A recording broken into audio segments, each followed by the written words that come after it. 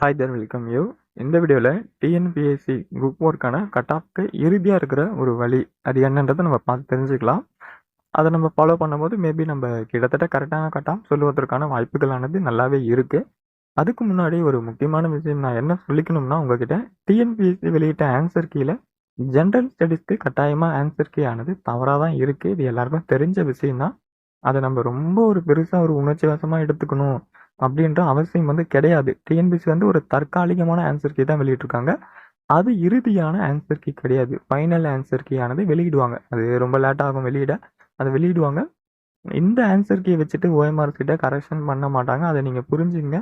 ஒரு சில யூடியூப் சேனல்லாம் ரொம்ப ஒரு உணர்ச்சி வசமாக பட்டுட்டு டிஎன்பிஎஸ்சி தப்பாக வெளியிட்டாங்க அப்படின்னா என்ன ஆகும் போகுது? ஒன்றுமே ஆக போகிறது இல்லை.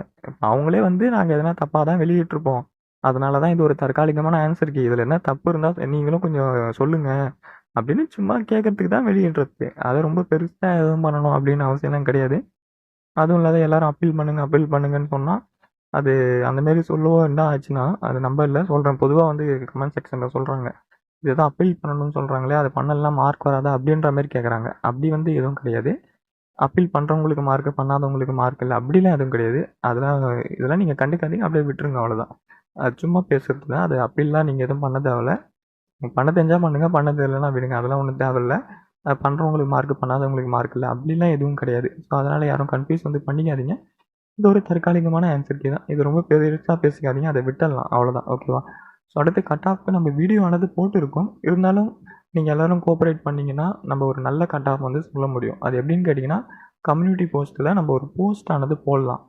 200 கேள்விக்கு நீங்கள் எத்தனை கேள்வி சரியாக விடை அளிச்சிங்க அப்படின்னு போடலாம்.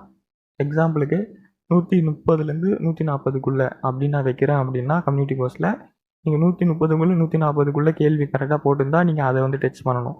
இப்போ 150 to 160 வைக்கிறேன்னா நீங்கள் அதுக்குள்ளே கரெக்டாக கேள்வி போட்டிருந்தா நீங்கள் அதை டச் பண்ணணும். மற்றதை மாற்றிலாம் டச் பண்ணக்கூடாது. மாற்றி டச் பண்ணி ஓட் போட்டிங்கன்னா நம்மளால் கரெக்டாக சொல்ல முடியாது. ஸோ அந்த மெத்தடை வேணால் ட்ரை பண்ணி பார்க்கலாம். கம்யூனிட்டி போஸ்ட்டை நீங்கள் செக் பண்ணி பாருங்கள், இருக்குது ஓட்டு போடுறது. நீங்கள் அதை ஓட் போடுங்க. நம்ம அதை வச்சு ஒரு ஃபைனலாக ஒரு 2 நாள் கழிச்சு ஒரு முடிவுக்கு எடுத்து நம்ம உங்களுக்கு கட் ஆஃப் டீட்டெயில் ஆனது இன்னும் ஒரு வாட்டி போடலாம். ஓகேவா? ஸோ இந்த இன்ஃபர்மேஷன் சொல்கிறதுக்கு தான் அந்த வீடியோ. ஸோ கட்டாயமாக சேனலை சப்ஸ்கிரைப் பண்ணி வச்சுங்க. தேங்க்யூ.